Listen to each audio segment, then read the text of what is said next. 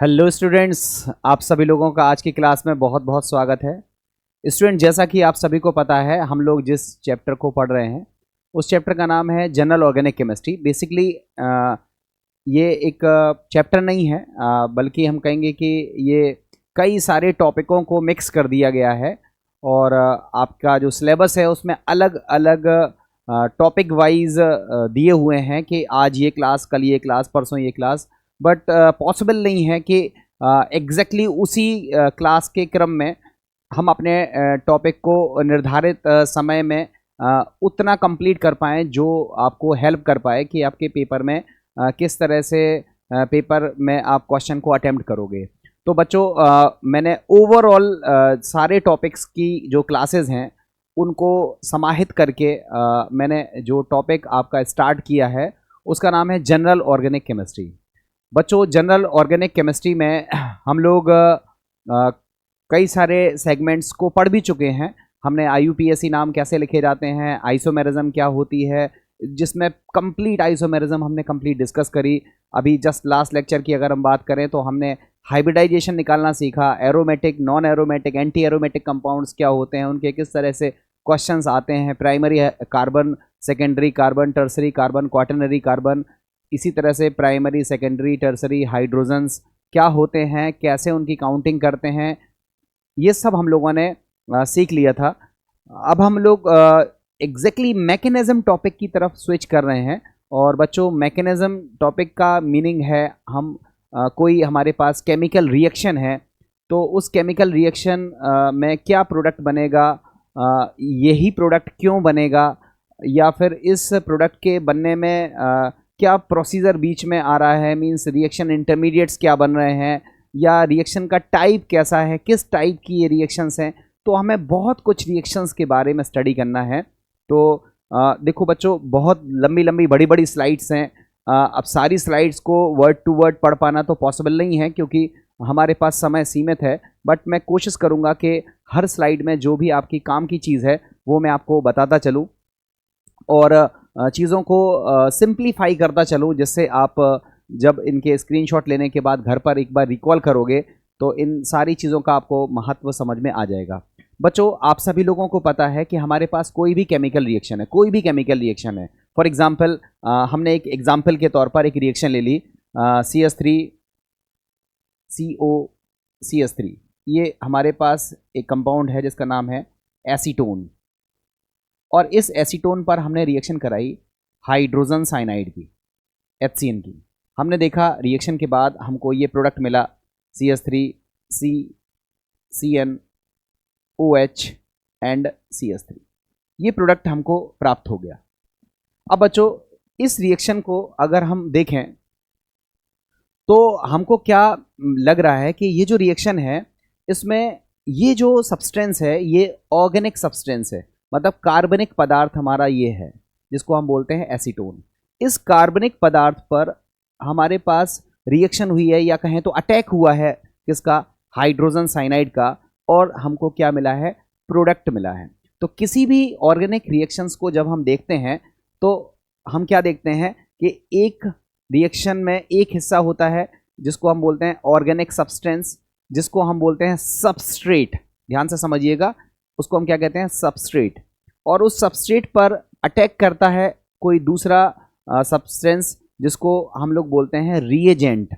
तो एक शब्द याद करिएगा, सबस्ट्रेट, दूसरा शब्द है रिएजेंट, और जब सबस्ट्रेट और रिएजेंट की रिएक्शन होती है तो हमको मिलता है प्रोडक्ट। तो ये हमारे पास एक टर्म है कि कोई भी केमिकल रिएक्शन है उसमें सबसे पहले सबस्ट्रेट होगा, उसकी रिएक्शन होगी रिएजेंट से, और तब जाकर के प्रोडक्ट हमको प्राप्त हो जाएगा। ये हमारी किसी भी रिएक्शंस को जो होने का जो तरीका है वो इस तरीके से होता है। ठीक है, देखो लिखा भी है, ऑर्गेनिक मॉलिक्यूल को हम क्या कहते हैं, सबस्ट्रेट, और उस सबस्ट्रेट पर रिएक्शन किसकी होती है, रिएजेंट की। रिएजेंट होने के बाद सीधा प्रोडक्ट नहीं बनता है, प्रोडक्ट बनने के लिए बीच में सिचुएशंस क्रिएट होती हैं, या तो इंटरमीडिएट बनेगा या फिर ट्रांजिशन स्टेट बनेगी, कुछ ना कुछ तो होगा। मतलब ऐसा नहीं होगा कि सीधा प्रोडक्ट ही दिखाई दे, प्रोडक्ट तक पहुंचने के लिए बीच में कुछ बनेगा, थोड़े समय के लिए बनेगा, या हो सकता है कि हमें समझाने के लिए आपको बताना पड़ेगा कि ये कुछ बीच में बन रहा है, उसको हम बोलते हैं इंटरमीडिएट, या इसी को जब हम दूसरे पार्ट में डिस्कस करेंगे तो उसी को बोलेंगे ट्रांजिशन स्टेट। तो इंटरमीडिएट ट्रांजिशन स्टेट के थ्रू क्या बन जाता है, प्रोडक्ट। कभी कभी प्रोडक्ट सीधा एक ही प्रोडक्ट नहीं बनता है, प्रोडक्ट के साथ कुछ और भी चीज़ें होती हैं, बट वो हमारे लिए ज़्यादा उपयोगी नहीं होती हैं, तो उन्हें हम लोग बोलते हैं बाई प्रोडक्ट। तो प्रोडक्ट बनते हैं और साथ में कुछ एक क्या बन जाते हैं, बाई प्रोडक्ट बनते हैं। तो आई थिंक बच्चों आप लोगों ने समझ में आ गया होगा सबस्ट्रेट क्या होते हैं। ऑर्गेनिक सब्सटेंस को हम सबस्ट्रेट कहते हैं, जो अटैक करता है उसे रिएजेंट कहते हैं, देन प्रोडक्ट की फॉर्मेशन होती है थ्रू इंटरमीडिएट या थ्रू ट्रांजिशन स्टेट। ठीक है, अब देखते हैं जब भी हम ऑर्गेनिक केमिस्ट्री में रिएक्शंस को डिस्कस करते हैं, मतलब या कहें या पिछली ही रिएक्शन को अगर हम देखें तो खुद से सोचो, क्या इस रिएक्शन को जब हमने किया होगा तो क्या किया होगा, सबसे पहले हमने एक बॉन्ड को ब्रेक किया होगा, ये बॉन्ड ब्रेक किया होगा, तोड़ा होगा, और फिर तोड़ने के बाद इस पर अटैक वटैक कराया होगा, कुछ होगा। तो कोई भी केमिकल रिएक्शन हो, कोई भी केमिकल रिएक्शन हो, उसमें जो ऑर्गेनिक सब्सटेंस है, जो कार्बनिक पदार्थ है, उस कार्बनिक पदार्थ में जो पहले कोवेलेंट बॉन्ड होते हैं वो बॉन्ड पहले ब्रेक होते हैं, टूटते हैं, और जब बॉन्ड टूटते हैं तब नए बॉन्ड्स का फॉर्मेशन होता है, और इस बॉन्ड के टूटने की प्रोसेस को हम लोग बोलते हैं बॉन्ड फिशन, या इसी को बोलते हैं बॉन्ड क्लीवेज। तो हम लोगों ने सबसे पहले सीखना है कि बॉन्ड क्लीवेज कैसे होता है। तो देखो बच्चों, लिखा भी है कि हमने सबस्ट्रेट लिया, सबस्ट्रेट मतलब कोई भी ऑर्गेनिक सब्सटेंस लिया जिसमें कार्बन कार्बन के बीच में बॉन्ड मौजूद था, और अटैकिंग रिएजेंट ने क्या काम किया, इस कार्बन कार्बन के बीच में तोड़ने का काम किया, क्रैक कर दिया। देखो तोड़ दिया, तो लिखा है reagent cleavage the bond present in the substrate. तो जो रिएजेंट होता है वो कार्बन कार्बन सबस्ट्रेट के बॉन्ड को ब्रेक कर देता है, और इसी को हम बोलते हैं कि हमारा बॉन्ड का जो है वो फिशन हो रहा है, या कहें तो बॉन्ड की जो है वो ब्रेकिंग हो रही है या क्लीवेज हो रहा है। तो देखो लिखा भी है, सबस्ट्रेट लिखा है the reactant that is being attacked in the chemical reaction. जिस पदार्थ पर किसी चीज़ का अटैक होता है उसे हम क्या बोलते हैं, सबस्ट्रेट। और रिएजेंट लिखा है the other reactant that attack the substrate in chemical reactions, reagent attack the substrate and cleavage the bond. तो बॉन्ड को क्या करता है, फिशन करता है, बॉन्ड को तोड़ देता है, कोवेलेंट बॉन्ड को तोड़ता है, तो इसको हम बोलते हैं बॉन्ड फिशन या बॉन्ड क्लीवेज। और जो बनता है उसे हम क्या बोलते हैं, प्रोडक्ट।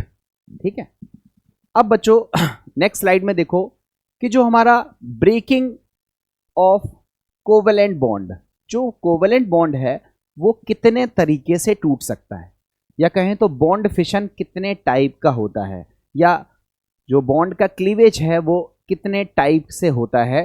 तो बच्चों बॉन्ड ब्रेकिंग को हम दो पार्ट्स में बांटते हैं, एक होता है होमोलिटिक क्लीवेज और दूसरा होता है हेट्रोलिटिक क्लीवेज। होमोलिटिक क्लीवेज और हेट्रोलिटिक क्लीवेज क्या है, इसको आप बड़े इत्मीनान से तसल्ली से समझिए। देखो बच्चों, जैसे फॉर एग्जांपल 2 मिनट के लिए हमने उदाहरण लिया है CH3 सिंगल बॉन्ड CH3। ठीक है, ये हमारे पास एक कोई ऑर्गेनिक सब्सटेंस है। आपको पता है कार्बन कार्बन के बीच में एक एक इलेक्ट्रॉन की शेयरिंग हुई होगी, तभी तो सिंगल बॉन्ड बना हुआ है। तो ये जो सिंगल बॉन्ड है, ये जो सिंगल बॉन्ड है बेसिकली ये 2 इलेक्ट्रॉन्स की इक्वल शेयरिंग से बना हुआ है। एक इलेक्ट्रॉन इधर से आया, एक इलेक्ट्रॉन इधर से आया, तो 1 इलेक्ट्रॉन्स की जो इक्वल शेयरिंग हुई उससे हमारा कोवेलेंट बॉन्ड बना हुआ है।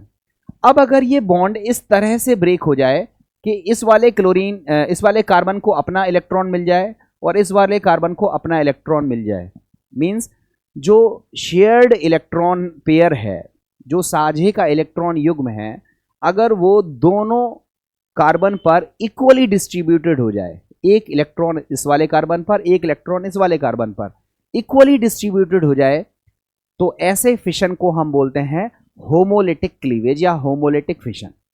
और फॉर एग्जांपल अगर CH3Cl मान लो ऐसा कोई बॉन्ड है, और बॉन्ड ब्रेकिंग इस तरह से हो जाए कि जो शेयर्ड पेयर ऑफ इलेक्ट्रॉन है, जो साझे का युग्म है, वो किसी एक की तरफ शिफ्ट हो जाए, किसी एक की तरफ शिफ्ट हो जाए और एक की तरफ शिफ्ट होने से एक पर माइनस आएगा, एक पर प्लस आएगा। जब प्लस माइनस डेवलप होने लगेगा, मतलब जो शेयर्ड पेयर ऑफ इलेक्ट्रॉन है वो किसी एक एटम पर शिफ्ट हो जाए, तो ऐसे क्लीवेज को हम बोलते हैं हेट्रोलिटिक क्लीवेज। हेट्रोलिटिक क्लीवेज से हमको क्या प्राप्त होते हैं? आयन प्राप्त होते हैं। और होमोलिटिक क्लीवेज से इक्वल इक्वल इलेक्ट्रॉन अलग अलग शेयरिंग हुई है, डिस्ट्रीब्यूशन हुआ है, तो हमको क्या मिलेंगे?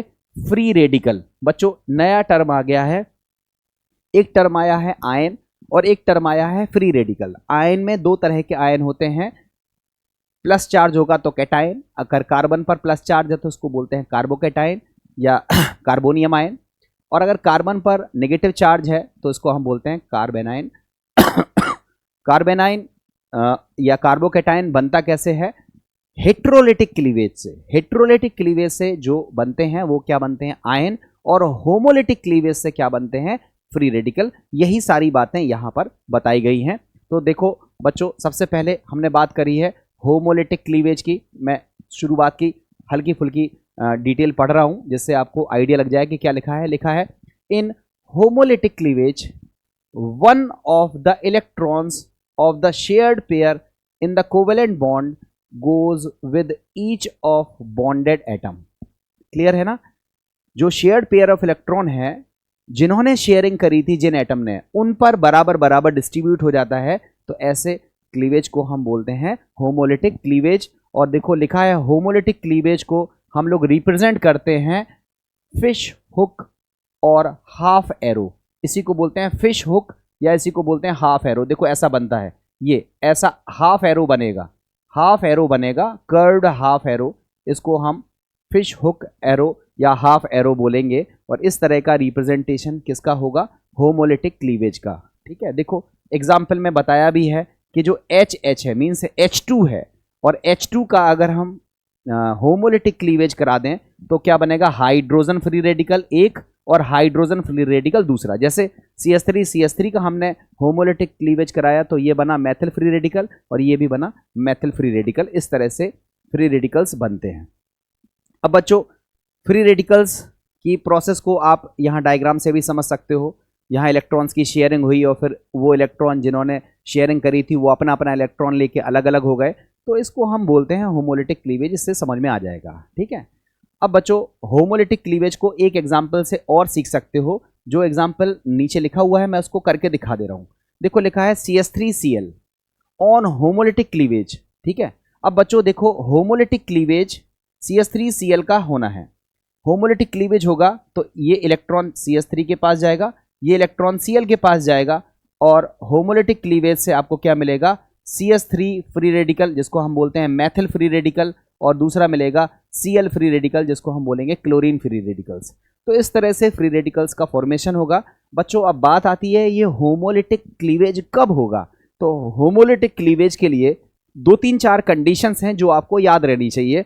कंडीशंस आगे चल करके कुछ और भी मिलेंगी, जैसे जैसे मिलती जाएंगी वैसे वैसे हम बताते जाएंगे। बट पहले नंबर पर याद रखो, अगर कोई रिएक्शन सनलाइट की प्रेजेंस में हो रही है, सूर्य के चमकीले प्रकाश की उपस्थिति में अगर कोई रिएक्शन हो रही है, तो वहाँ पर फ्री रेडिकल बनने की बहुत ज़्यादा संभावना है, वहाँ फ्री रेडिकल्स बनने चाहिए। दूसरी रिएक्शन है, अगर कोई रिएक्शन वेरी हाई टेम्परेचर पर हो रही है तो वहाँ पर भी होमोलिटिक क्लीवेज होने के चांसेस हैं, वहाँ पर भी फ्री रेडिकल्स बनना चाहिए। अगर कोई रिएक्शन पेरोक्साइड की प्रेजेंस में हो रही है तो भी वहाँ पर फ्री रेडिकल्स बनने के चांसेस बहुत ज़्यादा है, वहाँ पर फ्री रेडिकल्स बनने चाहिए। तो ये वो कुछ कंडीशंस हैं जहाँ पर फ्री रेडिकल्स बनते ही बनते हैं। कुछ रिएजेंट्स ऐसे हैं, जैसे मान लो NBS है, N ब्रोमोसक्सिनामाइड, तो ये कुछ रिएजेंट भी हैं जो जब रिएक्ट करते हैं तो रिएक्शंस का जो पाथ है वो थ्रू फ्री रेडिकल्स के थ्रू मूव होती है रिएक्शन। फ्री रेडिकल्स बीच में थोड़े समय के लिए बनते हैं। तो ये चीज़ें आपको याद रखनी चाहिए कि सनलाइट की प्रेजेंस में, हाई टेम्परेचर की प्रेजेंस में, और आपका पेरोक्साइड की प्रेजेंस में, और कुछ रिएजेंट जैसे NBS एक्सेट्रा इनकी उपस्थिति में फ्री रेडिकल्स बनते हैं। दैट मीन्स जो कोवेलेंट बॉन्ड है उसका जो फिशन है वो होमोलिटिक टाइप का होता हुआ दिखता है। तो आई थिंक होमोलिटिक क्लीवेज आपको पता चल गया होगा। अब होमोलिटिक क्लीवेज के बाद जो हमारा नेक्स्ट क्लीवेज है, देखो बच्चों जो हमारा नेक्स्ट, सॉरी ये तो सेम स्लाइड आ गई, जो हमारा नेक्स्ट क्लीवेज है वो है हमारा हेट्रोलिटिक क्लीवेज। देखो बच्चों, ये हमारा नेक्स्ट क्लीवेज है जिसको हम बोलते हैं हेट्रोलिटिक क्लीवेज। जो हेट्रोलिटिक क्लीवेज है, मैंने अभी हाल आपको बताया, हेट्रोलिटिक क्लीवेज में क्या होता है, जो शेयर्ड पेयर ऑफ इलेक्ट्रॉन है, ठीक है, ठीक है, जो साझे का युग्म है, एक एक इलेक्ट्रॉन का साझा हुआ था, अगर वो किसी एक की तरफ शिफ्ट हो जाए तो उस पर्टिकुलर पर नेगेटिव चार्ज आएगा और दूसरे पर क्या आएगा, पॉजिटिव चार्ज आएगा। दैट मीन्स आयंस बनेंगे। अगर आयनों का फॉर्मेशन होता है तो ऐसे क्लीवेज को हम क्या बोलते हैं, हेट्रोलिटिक क्लीवेज। और हेट्रोलिटिक क्लीवेज को आप यहां समझ सकते हैं, बेहतर तरीके से आपको पता चलेगा। लिखा है the bond breaks in such a fission that the shared pair of electrons remains with one of the fragments. Here one of the atom will have more electron than the other. Heterolytic cleavage leads to the formation of ion rather than free radicals. आपको बताया free radicals नहीं बनते हैं, इसमें क्या बनते हैं, ions बनते हैं। और हेट्रोलिटिक क्लीवेज को हम कैसे शो करते हैं, ये फुली कर्व्ड एरो से हम इसको शो करते हैं। लिखा है full arrow. Heterolytic cleavage of bond is represented by fully curved arrow. ये आपका बना हुआ है, जैसे ए और बी के बीच में हमने बॉन्ड को ब्रेक किया। अब बच्चों बात आती है कि एरो की डायरेक्शन ये होगी या एरो की डायरेक्शन ये होगी। भाई दोनों हो सकती है ना, बॉन्ड को ब्रेक करना है तो बॉन्ड इधर भी जा सकता है, इलेक्ट्रॉन इधर भी शिफ्ट हो सकता है, इलेक्ट्रॉन इधर भी शिफ्ट हो सकता है। तो इलेक्ट्रॉन की शिफ्टिंग को कैसे डिसाइड करेंगे, तो हम क्या देखेंगे, इलेक्ट्रोनेगेटिविटी। ठीक है, अगर हम कहें कि ए की जो इलेक्ट्रोनेगेटिविटी है, अगर हम इसको लिखें कि हमारे पास जो ए है, अगर हम लिखें कि हमारे पास जो ए है, इलेक्ट्रोनेगेटिविटी ऑफ ए, ठीक है, इलेक्ट्रोनेगेटिविटी ऑफ ए अगर ज्यादा है, ठीक है, इलेक्ट्रोनेगेटिविटी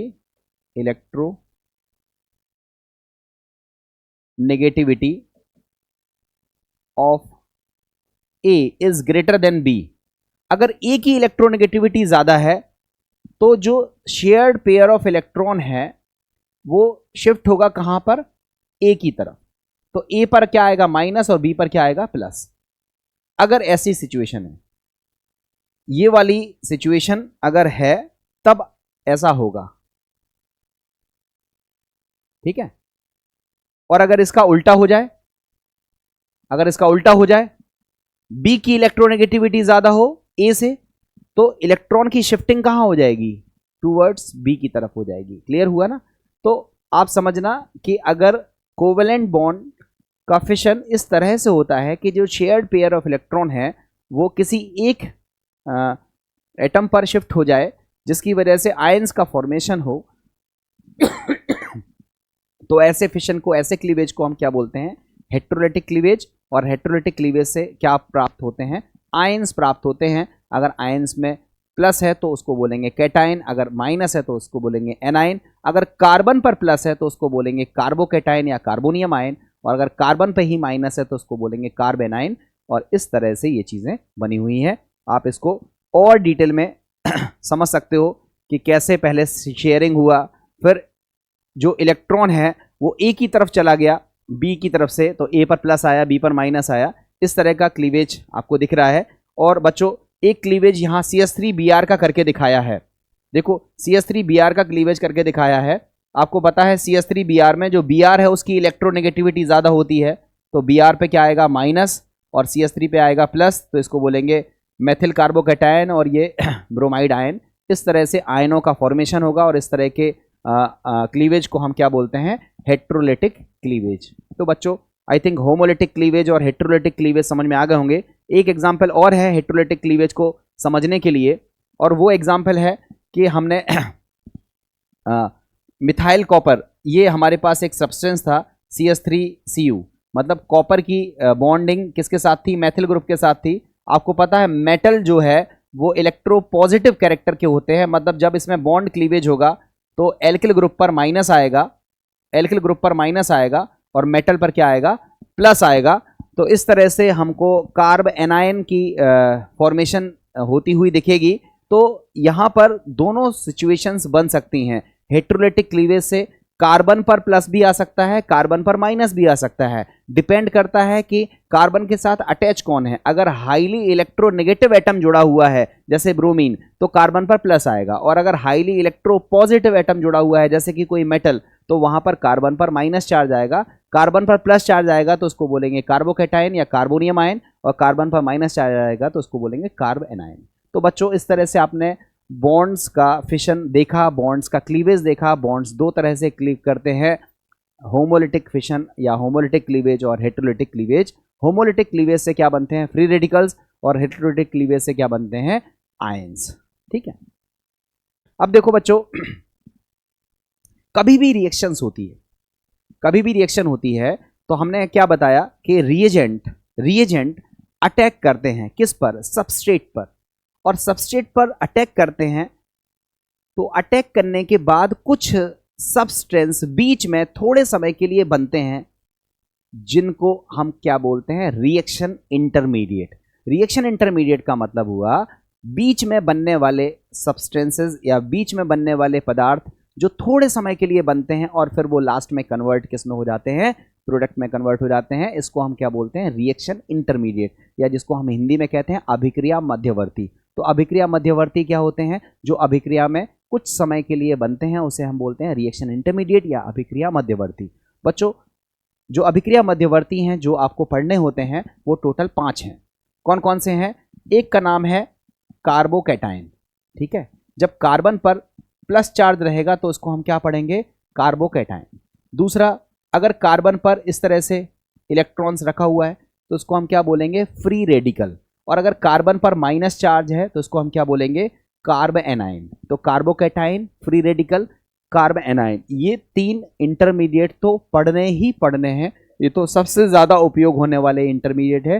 पूरी केमिस्ट्री में आपको यही सब इंटरमीडिएट बार बार मिलेंगे।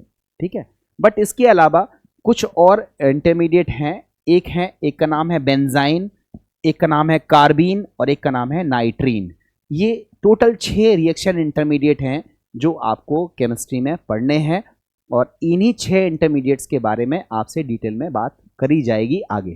ठीक है, तो अभी फिलहाल हमने आपसे क्या बोला कि रिएक्शन इंटरमीडिएट्स क्या हैं? तो आप बोलोगे जब भी सबस्ट्रेट का बॉन्ड क्लीव करता है, बॉन्ड का फिशन होता है, तो जो भी सब्सटेंस हमारे लिए बीच में थोड़े समय के लिए बनते हुए दिखते हैं उन्हें हम बोलते हैं रिएक्शन इंटरमीडिएट। और रिएक्शन इंटरमीडिएट कौन से हैं? कार्बोकैटायन है, फ्री रेडिकल है, कार्ब एनायन है, बेंजाइन है, नाइट्रीन है, कार्बीन है, ये सब हमारे रिएक्शन इंटरमीडिएट्स होते हैं।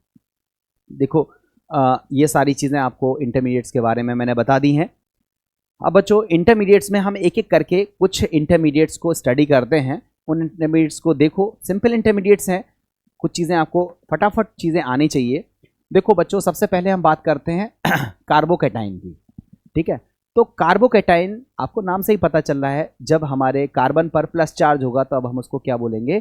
कार्बोकैटायन। जैसे फॉर एग्जांपल हमने ये लिखा CH3+, तो हमने पूछा इसका नाम क्या है, तो आपने कह दिया सर इसका नाम है मेथिल कार्बोकैटायन, इसका नाम है मेथिल कार्बोकैटायन। हमने एक और नाम लिखा CH3CH2+, हमने पूछा इसका नाम क्या है, आपने कहा सर एथिल कार्बोकैटायन। हमने कहा इसका नाम बता दो, CH3CH2CH2+, तो आप बोलोगे नॉर्मल प्रोपिल कार्बोकैटायन। हमने एक और नाम पूछा CH3CH+CH3, तो आपने कह दिया आइसोप्रोपिल कार्बोकैटायन।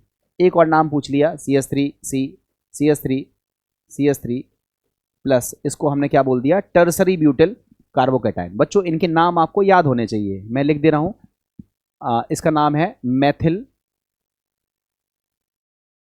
कार्बोकैटायन।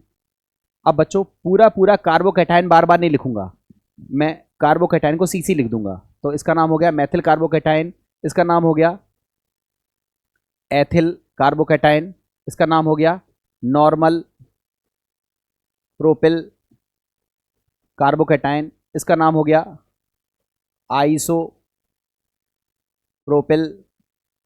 कार्बोकैटायन, और इसका नाम हो गया टर्सरी ब्यूटिल कार्बोकैटायन। तो बच्चों, ये कुछ कार्बोकैटायन के मैंने एग्जांपल्स लिख दिए, ये फ्रीक्वेंटली यूज होते हैं, बहुत उपयोग होते हैं। तो इनके नाम आपको आने चाहिए। अब बच्चों कार्बोकैटायन में आपको एक चीज़ समझनी है कि जो कार्बन है, ये जो कार्बन है, इस कार्बन ने 3 बॉन्ड बनाए हुए, एक बॉन्ड, दूसरा बॉन्ड और ये तीसरा बॉन्ड। ये 3 बॉन्ड बने हुए हैं और एक ये वेकेंट ऑर्बिटल, ये खाली कक्षक है जो खाली p ऑर्बिटल्स खाली है। तो बच्चों इसके पास ये जो कार्बन है जिसको हम सेंट्रल एटम कह रहे हैं, इसके पास 6 इलेक्ट्रॉन्स होते हैं। तो जो कार्बोकैटायन है उसमें जो कार्बन है जिस पर प्लस चार्ज होता है, उस कार्बोकैटायन में कार्बन पर नंबर ऑफ इलेक्ट्रॉन्स कितने होते हैं? 6 इलेक्ट्रॉन्स। कितने इलेक्ट्रॉन्स होते हैं? 6 इलेक्ट्रॉन्स होते हैं। और 6 इलेक्ट्रॉन्स पेयर्ड होते हैं। तो ये डायामैग्नेटिक कैरेक्टर का होता है। चूंकि इसका ऑक्टेट कंप्लीट नहीं होता है इसलिए ये हाईली रिएक्टिव होता है। और डायामैग्नेटिक इसका बिहेवियर होता है। इसका जो हाइब्रिडाइजेशन है वो कैसा होता है? sp2। इनका हाइब्रिडाइजेशन याद रखिएगा, इनका हाइब्रिडाइजेशन क्या होता है? ऑलवेज, हमेशा sp2 होता है। और इसका जो स्ट्रक्चर है वो कैसा होता है? Triangular planar. इनका स्ट्रक्चर कैसा होता है? प्लेनर स्ट्रक्चर होता है, ट्रायंगुलर प्लेनर स्ट्रक्चर होता है। और अगर हम बॉन्ड एंगल की बात करें तो 120 डिग्री के आसपास इसका बॉन्ड एंगल होता है। बिकॉज ऑफ स्टेरिक हिंड्रेंस की वजह से कभी कभार बॉन्ड एंगल में थोड़ा बहुत कह लो कि डिस्टॉर्शन आ जाए तो अलग बात है, बट मोस्टली अगर sp2 हाइब्रिडाइजेशन है तो ट्रायंगुलर प्लेनर का स्ट्रक्चर होता है। और अगर बॉन्ड एंगल की बात करें तो ऑलमोस्ट 120 डिग्री इसका बॉन्ड एंगल देखने के लिए मिलता है। तो ये सारी बातें कार्बोकैटायन से रिलेटेड हैं, लिखी हुई हैं, मैंने मौखिक तौर पर बोल दी हैं। आपको क्या याद रखना है कि जब भी ऑर्गेनिक सबस्ट्रेट के बॉन्ड क्लीवेज या कार्बन कार्बन में बॉन्ड क्लीवेज होने से अगर कार्बन पर पॉजिटिव चार्ज हमको मिलता है तो उसको हम बोलते हैं कार्बोकैटायन। और जो कार्बोकैटायन है उसमें जो कार्बन होता है जिस पर प्लस चार्ज होता है, अगर उसमें हम इलेक्ट्रॉन्स को ऑब्जर्वेशन में लें तो इसके वैलेंस शेल में 6 इलेक्ट्रॉन्स होते हैं। सभी के सभी इलेक्ट्रॉन्स पेयर्ड होते हैं, इसलिए डायामैग्नेटिक कैरेक्टर का होता है। इसमें 6 इलेक्ट्रॉन्स होते हैं इसलिए हाईली रिएक्टिव होता है। sp2 हाइब्रिडाइज होता है, ट्रायंगुलर प्लेनर स्ट्रक्चर होता है। और अगर बॉन्ड एंगल की बात करें तो उसका 120 डिग्री बॉन्ड एंगल भी होता है। अब कार्बोकैटायन कई हैं, methyl, ethyl, propyl, isopropyl, tertiary butyl. अब कौन सा कार्बोकैटायन ज़्यादा स्टेबल है, कौन सा कार्बोकैटायन कम स्टेबल है, मींस स्टेबिलिटी ऑफ कार्बोकैटायंस पर भी हमें बात करनी है। मगर अभी हम स्टेबिलिटी डिस्कस नहीं कर रहे हैं क्योंकि स्टेबिलिटी को डिस्कस करने के लिए हमें inductive effect, mesomeric effect, hyper conjugation और तमाम सारी चीज़ें डिस्कस करनी पड़ेंगी, तब जा कर के हम स्टेबिलिटी को सही तरीके से सीख पाएंगे। तो स्टेबिलिटी को अभी आप होल्ड करो। अभी केवल आपने इंटरमीडिएट में एक नाम सीखा जिसका नाम था कार्बोकैटायन। क्लियर? अब कार्बोकैटायन की हम बात करते हैं नेक्स्ट रिएक्शन इंटरमीडिएट की। और जो हमारा नेक्स्ट रिएक्शन इंटरमीडिएट है नेक्स्ट पेज पर है। कार्बोकैटायन तो ये हो गया। कार्बोकैटायन के बाद अब हमारा जो नेक्स्ट इंटरमीडिएट है उसका नाम है फ्री रेडिकल। बच्चों फ्री रेडिकल दिख ही रहा है, बड़ा सरल सा फ्री रेडिकल बना हुआ है, इसको आप ध्यान से देखो और बनाने की कोशिश करना। ये खुद देखना, यहाँ पर कार्बन, जैसे पहले नाम देख लो, इसका नाम बताओ। इसको बोलेंगे मेथिल फ्री रेडिकल। ये इस तरह से इलेक्ट्रॉन रहता है, इसको बोलते हैं मेथिल फ्री रेडिकल। इसका नाम क्या है? Ethyl free radical. इसका नाम क्या है? Normal propyl free radical. इसका नाम क्या है?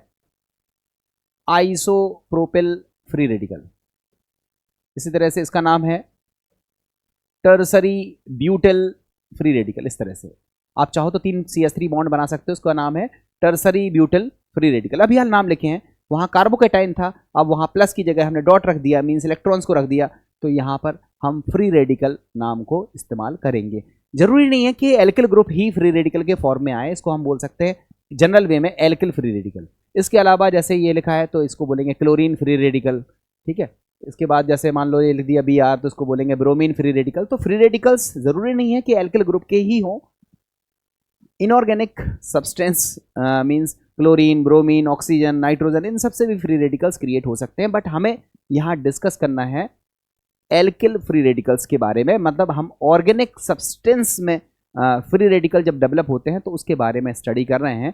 तो अगर हम कार्बन फ्री रेडिकल की बात करें, carbon free radical in the sense alkyl group के जो फ्री रेडिकल्स हैं उसकी बात करें तो इसमें 3 बॉन्ड होते हैं और एक ऑर्बिटल होता है जिसमें सिंगल इलेक्ट्रॉन इसमें देखने के लिए मिलता है और ये हमारा फ्री रेडिकल का स्ट्रक्चर है। और आप इसको देख सकते हो, एन एटम, अ मॉलिक्यूल और an ion with an unpaired electron. ध्यान से समझना बच्चों, इसमें अनपेयर्ड इलेक्ट्रॉन्स होते हैं और अनपेयर्ड इलेक्ट्रॉन्स होने की वजह से ये पैरामैग्नेटिक कैरेक्टर के होते हैं। ध्यान से समझिएगा, फ्री रेडिकल्स का जो कैरेक्टर है वो कैसा होता है, पैरामैग्नेटिक। अगर पेयर्ड इलेक्ट्रॉन होते हैं तो कैरेक्टर कैसा होता है, डायामैग्नेटिक। तो कार्बोकैटायन कैसे थे, डायामैग्नेटिक। फ्री रेडिकल कैसे हैं, पैरामैग्नेटिक कैरेक्टर के होते हैं। और नाम आपको पता ही है, methyl free radical, ethyl free radical. और इनके वैलेंस शेल में it has 7 electron around it. जो इसके वैलेंस शेल में कितने इलेक्ट्रॉन्स होते हैं, 7 इलेक्ट्रॉन्स होते हैं। ऑक्टेट कंप्लीट नहीं होता है, इसलिए ये बहुत ज़्यादा रिएक्टिव होते हैं और ये इलेक्ट्रिकली न्यूट्रल होते हैं। इन पर विद्युत उदासीनता देखी जाती है और इसको हम बोलते हैं फ्री रेडिकल्स। ठीक है बच्चों, फ्री रेडिकल्स में कौन सा फ्री रेडिकल ज़्यादा स्टेबल है, कौन सा फ्री रेडिकल कम स्टेबल है, इस पर भी हमें बात करनी है। बट इन सब पर बात हम थोड़े समय बाद करेंगे जब हम इलेक्ट्रॉन डिस्प्लेसमेंट इफेक्ट को बता देंगे। बट यहाँ पर हमने एक हल्का सा ब्रीफ इंट्रोडक्शन दिया कि क्या होते हैं हमारे फ्री रेडिकल्स। अब बच्चों बात करते हैं कार्ब एनाइन की। बच्चों अब हम बात करते हैं, देखो, कार्ब एनाइन की। और कार्ब एनाइन में बड़ी इंटरेस्टिंग बात है, कार्ब एनाइन में जो देखो बच्चों ध्यान से समझना, जैसे CH3 ये, इसको बोलेंगे मैथिल कार्बेनाइन। इसका नाम क्या है, एथिल कार्बेनाइन। इसका नाम क्या है, नॉर्मल प्रोपिल कार्बेनाइन। इसका नाम क्या है, आइसोप्रोपिल कार्बेनाइन। और इसका नाम क्या है, टर्सरी ब्यूटिल कार्बेनाइन। ये सब कार्बेनाइन है। एक कार्बेनाइन को हम और बना के दिखाते हैं, CH2 double bond CH single bond CH2 minus. बच्चों ये भी कार्बेनाइन है। बच्चों मैं कार्बेनाइन में ज़्यादा डिटेल में अभी नहीं जा रहा हूँ, बट थोड़ा सा मुझे हिंट करना है, इसलिए समझना। देखो बच्चों, यहाँ पर जो कार्बन है जिस पर नेगेटिव चार्ज है वो कॉन्जुगेशन में नहीं है। कहोगे सर कॉन्जुगेशन क्या होता है, वो तो सिखाया ही नहीं आपने। सिखा रहे हैं हम आगे, बट थोड़ा सा चीज़ आपको आनी चाहिए, चूंकि आप JEE नीट की तैयारी कर रहे हो। तो कॉन्जुगेशन वर्ड्स बड़ा सिंपल वर्ड है और इसके बारे में आपको पहले बताया गया होगा लोअर क्लासेस में। तो यहाँ पर हमने क्या देखा कि कार्बन पर नेगेटिव चार्ज है वो कॉन्जुगेशन में नहीं है, बट यहाँ पर जो कार्बन पर नेगेटिव चार्ज है वो कॉन्जुगेशन में है। कॉन्जुगेशन का मतलब है इस तरह की सिचुएशन आ रही है, double bond single bond negative charge.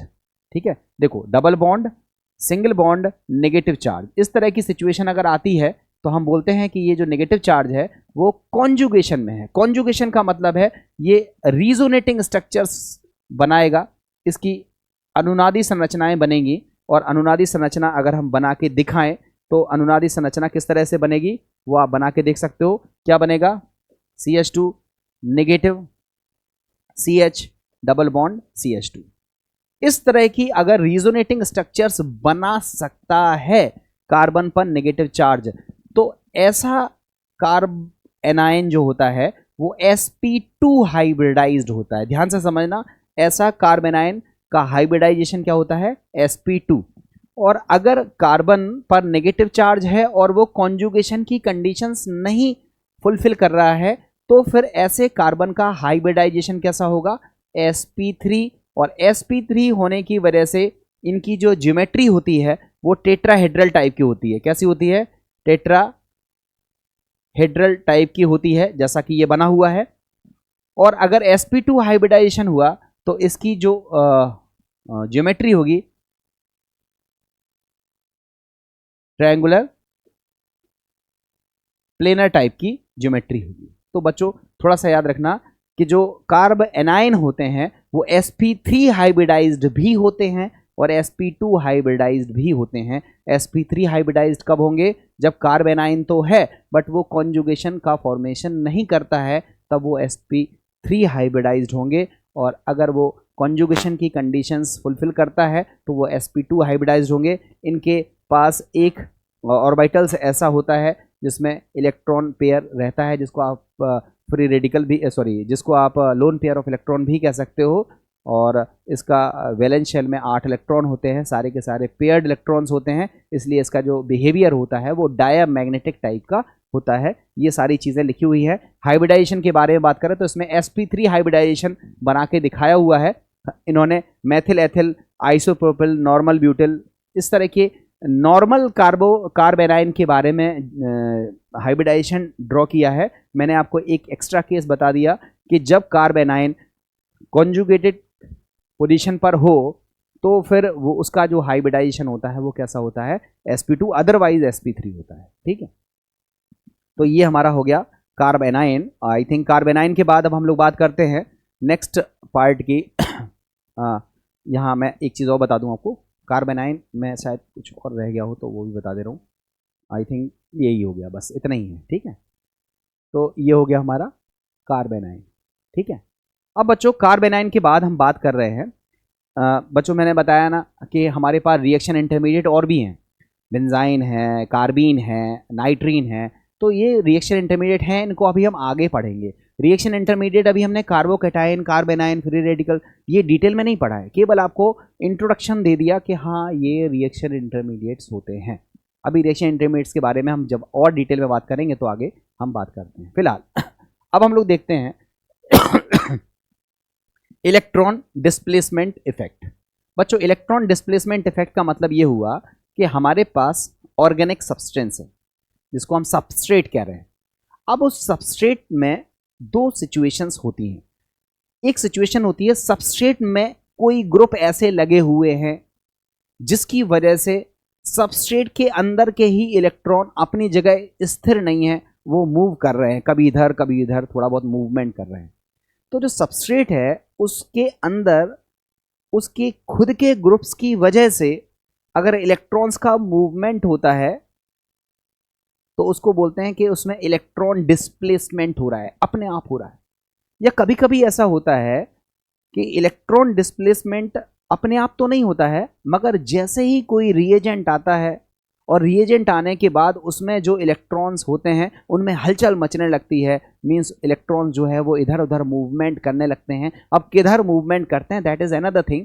तो यहाँ पर हम क्या बात कर रहे हैं कि या तो अपने आप स्वयं से उसके अंदर ही कुछ ऐसा हो कि इलेक्ट्रॉन्स मूवमेंट करते हुए दिखें, या फिर हो सकता है कि रिएजेंट की प्रेजेंस में कुछ इलेक्ट्रॉन्स का मूवमेंट होने लगता है। तो इस तरह के मूवमेंट होने के वजह से वो कुछ साइट्स बनती हैं जिन साइट्स पर अटैक होता है। अब अटैक कहाँ होता है इन सब को समझने के लिए हमने आपको फिर बताया, हम कोई भी रिएक्शन की जब स्टडी करेंगे तो हम क्या देखेंगे कि ये सबस्ट्रेट है, ये रिएजेंट है और इन दोनों की रिएक्शन हो रही है तो प्रोडक्ट बन रहा है। अब प्रोडक्ट में जो अटैकिंग रिएजेंट है वो अटैक कहाँ कर रहा है, इधर कर रहा है, इधर कर रहा है। इन सब चीज़ों को डिसाइड कब करेंगे, जब हमें पता हो कि एक्चुअली इलेक्ट्रॉन का डिस्प्लेसमेंट कहाँ हो रहा है। तो इलेक्ट्रॉन का डिस्प्लेसमेंट सीखने के लिए हमने अपना टॉपिक लिया जिसको हम क्या बोलते हैं, इलेक्ट्रॉन डिस्प्लेसमेंट इफेक्ट। देखो लिखा भी है, it occurs due to displacement of shared electron present between the bonded atom in organic compound। ठीक है, it arises under the influence of an atom or a substituent group or in the presence of attacking reagent। हमने बताया या तो उसमें कुछ group ही ऐसे लगे हों जिसकी वजह से इलेक्ट्रॉन का डिस्प्लेसमेंट होता हुआ दिखे, या फिर अटैकिंग रिएजेंट की प्रेजेंस की वजह से इलेक्ट्रॉन का डिस्प्लेसमेंट अगर होता है तो उसे हम क्या बोलते हैं, इलेक्ट्रॉन डिस्प्लेसमेंट इफेक्ट। और इलेक्ट्रॉन डिस्प्लेसमेंट इफेक्ट जो है वो दो तरह के होते हैं। एक होता है परमानेंट इफेक्ट, मतलब इलेक्ट्रॉन अपनी जगह से डिस्प्लेस हो गया तो अब वो फिक्स हो गया, वो वहीं पर अपनी जगह बना के बैठ गया, अब वो कह रहा है हम वापस नहीं आएंगे, वो उसको बोलते हैं कि ये परमानेंट इलेक्ट्रॉन डिस्प्लेसमेंट हुआ। तो कभी कभी ऐसा होता है कि इलेक्ट्रॉन का डिस्प्लेसमेंट तो होता है मगर वो डिस्प्लेसमेंट बहुत थोड़े समय के लिए होता है और फिर वो अपनी नॉर्मल पोजीशन अचीव कर सकता है, डिपेंड करता है कंडीशंस पर। अब वो कंडीशंस क्या हैं बात करेंगे, बट अगर इलेक्ट्रॉन का डिस्प्लेसमेंट थोड़े समय के लिए हो तो उसको बोलते हैं टेम्परेरी डिस्प्लेसमेंट, और अगर इलेक्ट्रॉन का डिस्प्लेसमेंट हो जाए वापस ना आए तो उसको बोलते हैं परमानेंट इलेक्ट्रॉन डिस्प्लेसमेंट। ठीक है, तो एक होता है परमानेंट इफेक्ट, एक होता है टेम्परेरी इफेक्ट। अगर हम इन दोनों इफेक्ट्स को और डिटेल में जाएं तो जो हमारे पास परमानेंट इफेक्ट हैं उसमें हम लोग बात करेंगे इंडक्टिव इफेक्ट की, रिजोनेंस इफेक्ट की और हाइपर कॉन्जुगेशन की। ये वो इफेक्ट्स हैं जिसमें इलेक्ट्रॉन का डिस्प्लेसमेंट परमानेंटली होता है, और जिसमें इलेक्ट्रॉन का डिस्प्लेसमेंट टेम्परेरी होता है, थोड़े समय के लिए होता है, उसको हम क्या बोलते हैं? Electromeric effect. इलेक्ट्रोमेरिक इफेक्ट को हम ई इफेक्ट कहते हैं, इंडक्टिव इफेक्ट को हम आई इफेक्ट कहते हैं, और रिजोनेंस इफेक्ट को हम आर इफेक्ट कहते हैं, और हाइपर कॉन्जुगेशन को हम एच इफेक्ट कह सकते हैं। वरना हाइपर कॉन्जुगेशन को जनरली हाइपर कॉन्जुगेशन ही लिखा जाता है। एज सच इंडक्टिव के लिए आई इफेक्ट, रिजोनेंस के लिए आर इफेक्ट, और इलेक्ट्रोमेरिक के लिए हम लोग ई इफेक्ट के नाम से चलते हैं। अब हम लोग एक एक करके सारे इफेक्ट्स की तरफ बात करते हैं। सबसे पहले बात करने से पहले हम अपने टॉपिक को उठाते हैं। पहले हमारा टॉपिक है परमानेंट इफेक्ट। बच्चों मैंने समझा तो आपको दिया है। परमानेंट इफेक्ट में क्या है कि इलेक्ट्रॉन का डिस्प्लेसमेंट कंप्लीटली हो जाता है, उसको हम क्या बोलते हैं? Permanent effect. देखो लिखा है permanent displacement of electron causing permanent polarisation of bond. Electron जब शिफ्ट हो जाएगा तो एक पर पार्शियल पॉजिटिव आएगा, एक पर पार्शियल नेगेटिव आएगा, बट वो परमानेंटली आएगा। ठीक है। Arises due to the influence of atom substituent group present in the molecule. जैसे फॉर एग्जांपल, जैसे CH3 के साथ Cl लगा हुआ है। अब बताओ ये जो Cl है, क्लोरीन है, इसकी इलेक्ट्रोनेगेटिविटी तो ज़्यादा होती है, इसकी विद्युत ऋणात्मकता ज़्यादा होती है, और विद्युत ऋणात्मकता ज़्यादा होने की वजह से ये जो इलेक्ट्रॉन की जो शेयर्ड इलेक्ट्रॉन है ये कहाँ शिफ्ट हो जाएगा? क्लोरीन की तरफ शिफ्ट हो जाएगा। शिफ्ट होने का मतलब बॉन्ड ब्रेक नहीं कर रहा हूँ मैं, इलेक्ट्रॉन की शिफ्टिंग कर रहा हूँ। ये मैं बॉन्ड ब्रेक नहीं कर रहा हूँ, मैं केवल इलेक्ट्रॉन को शिफ्ट करा रहा हूँ। इलेक्ट्रॉन शिफ्ट हो गया कहाँ? क्लोरीन की तरफ। क्यों हो गया? क्योंकि इलेक्ट्रोनेगेटिविटी क्लोरीन की ज़्यादा है, और ऐसी सिचुएशन में CH3 पर क्या आया? पार्शियल पॉजिटिव, और Cl पर क्या आया? Partial negative. तो इलेक्ट्रॉन शिफ्ट हो गया। अब क्यों शिफ्ट हुआ? Because of difference in electronegativity. विद्युत ऋणात्मकता का अंतर होने की वजह से इलेक्ट्रॉन शिफ्ट हो गया, और इलेक्ट्रॉन शिफ्ट होने की वजह से पार्शियल पॉजिटिव पार्शियल नेगेटिव हो गया, और ये पोलराइज्ड मॉलिक्यूल है, ये अणु हमारा पोलराइज्ड हो गया। तो इस तरह का इफेक्ट हमारा क्या कहलाता है? परमानेंट इफेक्ट कहलाता है। और टेम्परेरी इफेक्ट में क्या होता है? लिखा है temporary displacement of electron in molecule. अगर टेम्परेरी, थोड़े समय के लिए इलेक्ट्रॉन का डिस्प्लेसमेंट होता है, observe only in presence of attacking reagent. जैसे फॉर एग्जांपल ये देखो CH3 CO CH3, ये हमारे पास था एसीटोन। अगर इस पर मान लो अटैक करने वाला अटैकिंग रिएजेंट हमारा आ गया CN-, तो जो जब ये अटैक करेगा तो अटैक करने के दौरान ये C और O का जो बॉन्ड है वो टूट जाएगा। मतलब अपने आप नहीं टूटेगा। मान लो CN ना होता तो ये बॉन्ड ब्रेक नहीं होता, मगर जैसे ही CN नज़दीक आया, CN को देख करके C और O का बॉन्ड क्या हो गया? ब्रेक हो गया। मतलब पहले जब CN नहीं था तो बॉन्ड का फिशन नहीं हो रहा था, इलेक्ट्रॉन का डिस्प्लेसमेंट नहीं हो रहा था, मगर CN को देख करके इलेक्ट्रॉन का डिस्प्लेसमेंट हो जाना, इस इफेक्ट को कहते हैं कि ये टेम्परेरी इफेक्ट है। CN आया तो बॉन्ड का तो इलेक्ट्रॉन का डिस्प्लेसमेंट हुआ, CN नहीं आता तो डिस्प्लेसमेंट नहीं होता। तो यही चीज़ लिखी हुई है टेम्परेरी इफेक्ट और परमानेंट इफेक्ट के बारे में। तो इनके बारे में डिटेल में हम आगे बात कर रहे हैं, आगे टॉपिक में हम इनके बारे में भी बात कर रहे हैं। ठीक है। तो फिलहाल परमानेंट और टेम्परेरी इफेक्ट को आपको थोड़ा थोड़ा समझ में आया होगा। अब बच्चों हम लोग बात करते हैं एक ज़बरदस्त टॉपिक की जिसका नाम है इंडक्टिव इफेक्ट। बच्चों बहुत अच्छा इफेक्ट है। इफेक्ट को हम बहुत लंबा नहीं खींचेंगे, स्लाइड्स बहुत लंबी चौड़ी हैं। मैं जो मुद्दे की बात बताऊंगा उसको आप फटाफट सीख लो। देखो अगर हमारे कार्बन चेन में, मतलब हमारे पास कोई सबस्ट्रेट है और उस सबस्ट्रेट में कार्बन चेन से कोई ग्रुप लगा हुआ है, ध्यान से समझना। जैसे for example CH3 CH2 CH2 NO2, तो ये जो ग्रुप लगा हुआ है ये कार्बन चेन से लगा हुआ है। तो अगर हमारे पास कार्बन चेन से कोई ऐसा ग्रुप लगा होता है जो जिसकी इलेक्ट्रोनेगेटिविटी अलग होती है, जिसकी इलेक्ट्रोनेगेटिविटी में क्या देखा जाता है? डिफरेंस देखा जाता है as compare to carbon. Carbon के कंपैरिजन में उसकी इलेक्ट्रोनेगेटिविटी या तो ज्यादा होती है या फिर क्या होती है? कम होती है।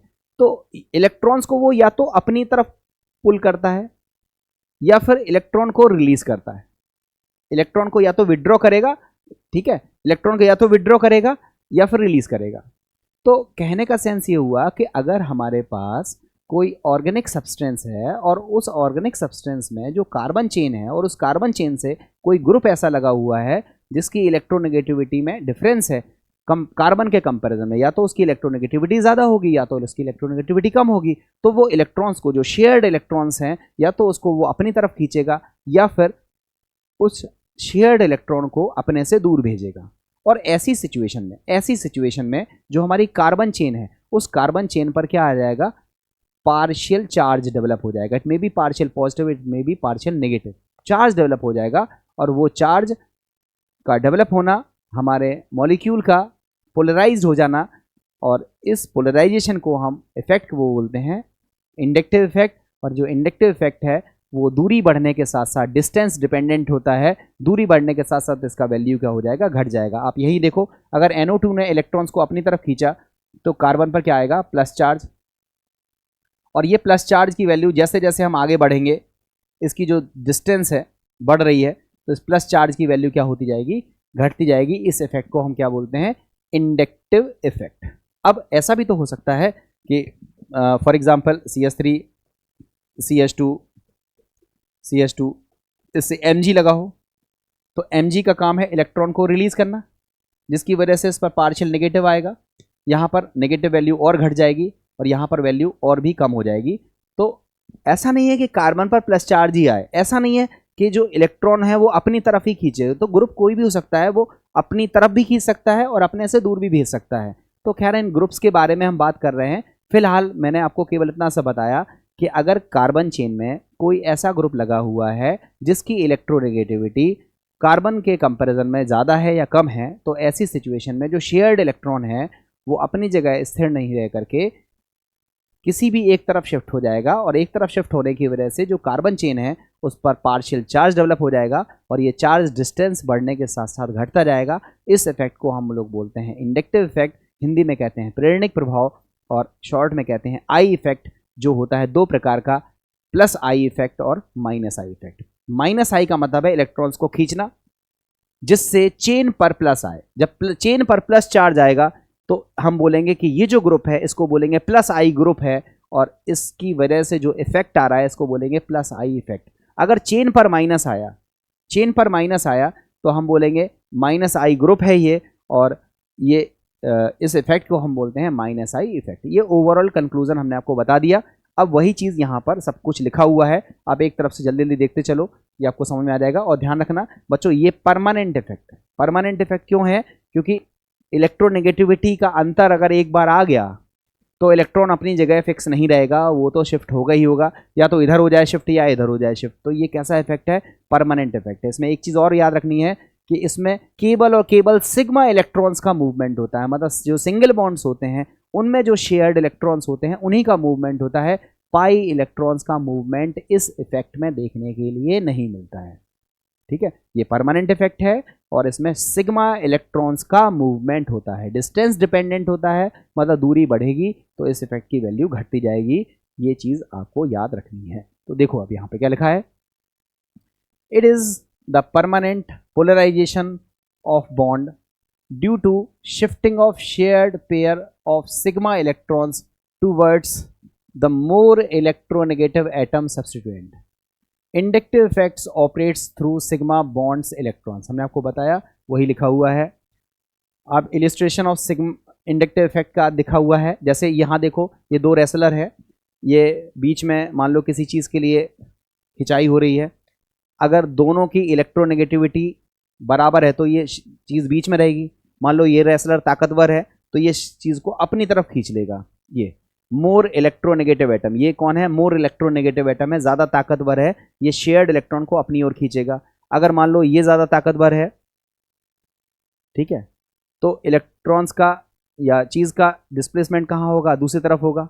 अगर मान लो ये बहुत ज़्यादा इलेक्ट्रोनेगेटिव है तो ये इलेक्ट्रॉन का डिस्प्लेसमेंट बहुत ज़्यादा उसकी तरफ हो जाएगा। इस तरह की कुछ डायग्राम से चीज़ों को बताया गया है। खैर ये डायग्राम वाली चीज़ें तब अच्छी लगती हैं जब आप इनिशिएट कर रहे हो, शुरुआत कर रहे हो, तो हमें लगता है कि अब आप उस स्टेज में पहुंच गए हो जहां आपको ये बेसिक चीज़ें छोटी छोटी आती हैं, और अगर नहीं भी आती हैं तो इनको आप जल्दी से सीख सकते हो। कोई ऐसी कठिन चीज़ नहीं है कि जो आपको टाइम दे करके बताया जाए। ठीक है, तो इलिस्ट्रेशन ऑफ इंडक्टिव इफेक्ट तो आपको समझ में आ ही गया होगा। अब देखो कुछ चीज़ें लिखी हुई है।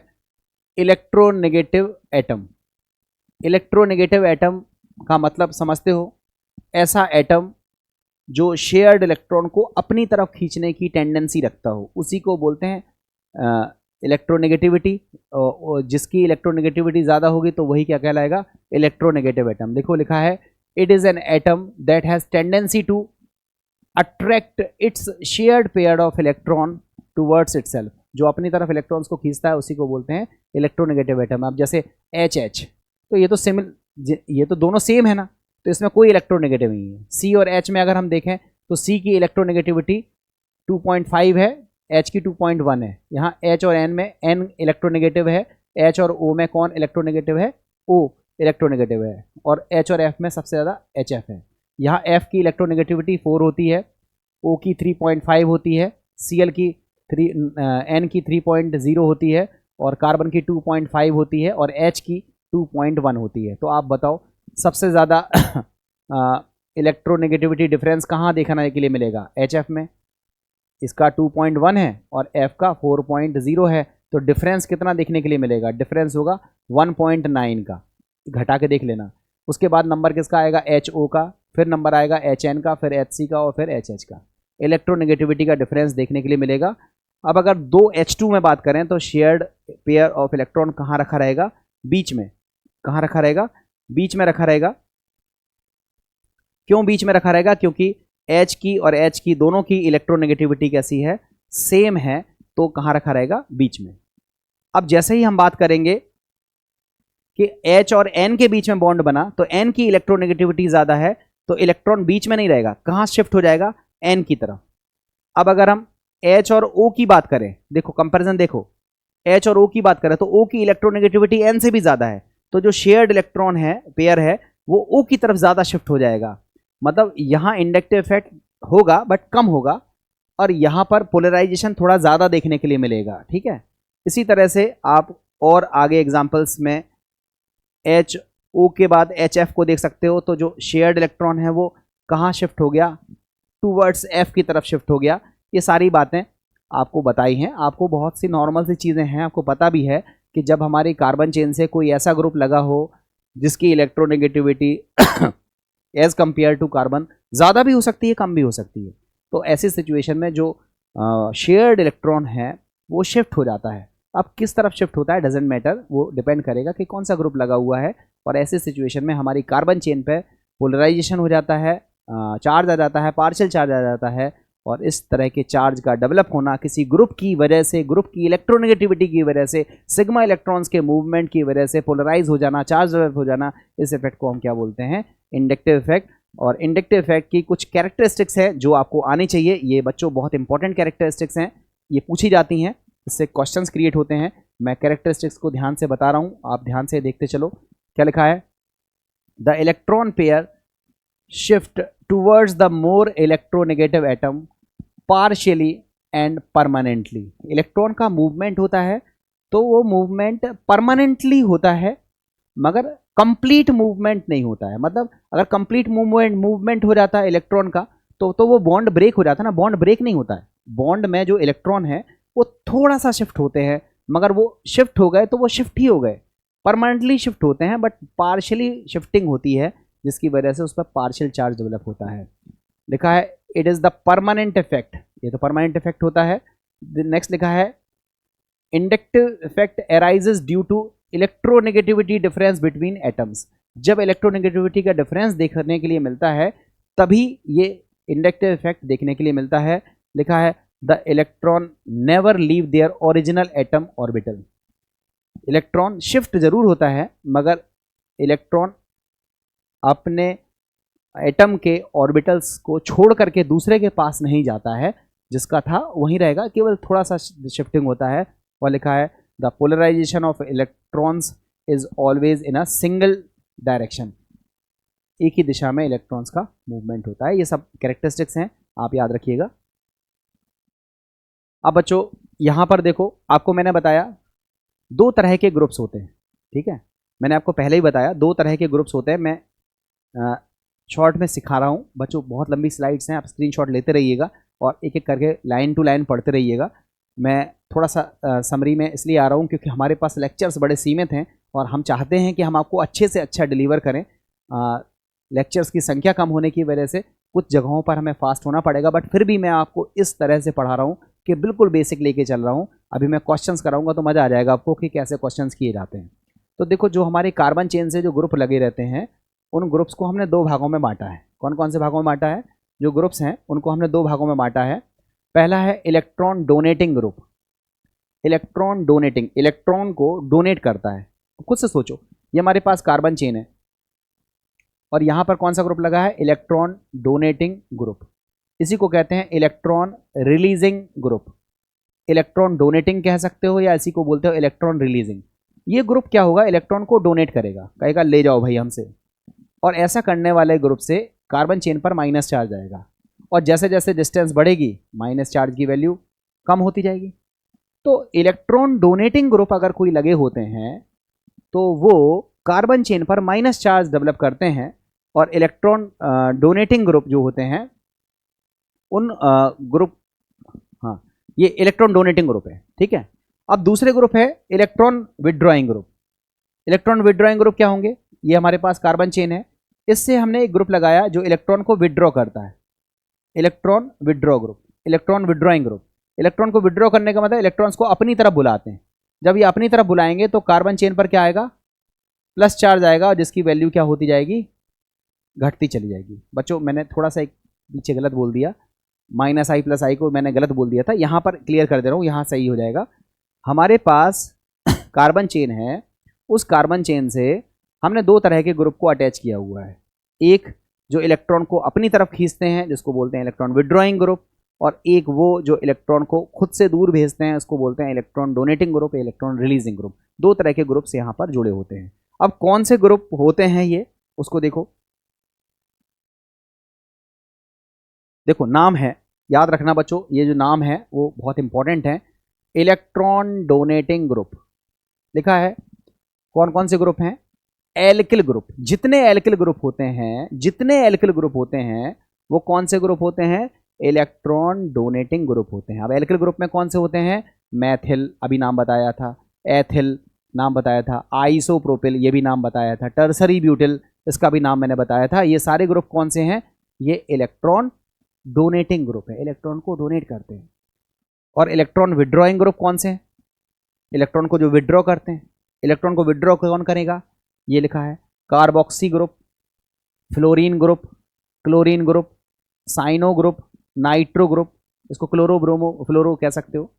तो बच्चों ये जो ग्रुप हैं ये कौन से ग्रुप हैं कि ये इलेक्ट्रॉन को क्या करते हैं? विदड्रॉ करते हैं। जो इलेक्ट्रॉन को विदड्रॉ करेंगे, जो इलेक्ट्रॉन को विदड्रॉ करेंगे उसको बोलते हैं माइनस आई ग्रुप, उसको बोलते हैं माइनस आई ग्रुप। और इस इफेक्ट को बोलते हैं माइनस आई इफेक्ट। और माइनस आई इफेक्ट की वजह से कार्बन चेन पर क्या आता है? Plus charge. गलत बोल दिया था मैंने यहाँ पे।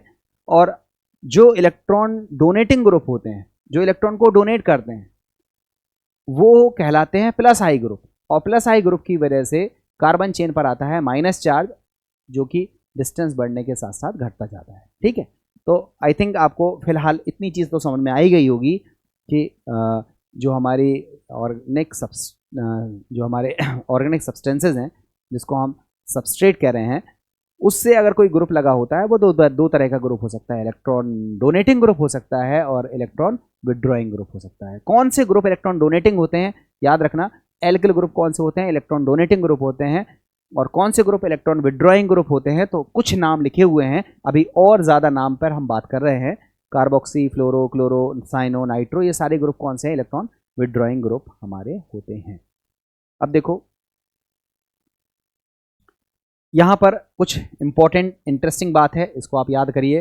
लिखा है inductive effect ceases the operate after third carbon from the substituent. मतलब जो कार्बन चेन है, जैसे आप देखो ये हमारे पास 1 2 3 4 5 और यहाँ पर मान लो Cl लगा दिया, तो Cl ने इलेक्ट्रॉन को अपनी तरफ खींचा, पार्शियल नेगेटिव आया, चेन पर पार्शियल पॉजिटिव आया।